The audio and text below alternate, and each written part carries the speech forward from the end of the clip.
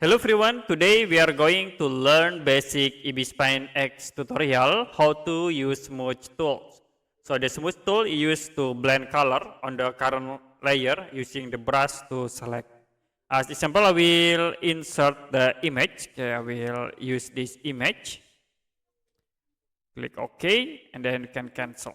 Now if you want to make blur in the specific regions or color, you can use this Smudge tool. You can click. And then I will click at this point, it will be automatically blur the selected area, like this. So very easy for you to create a blur effect for the photo or image with this Smudge tool.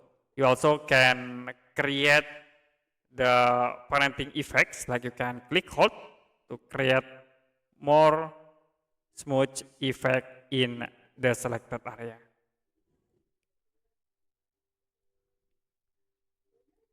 Okay, that's it for a basic Ibis Paint X tutorial, how to use Smudge tools. If you have any question about tutorial, you can comment below this video.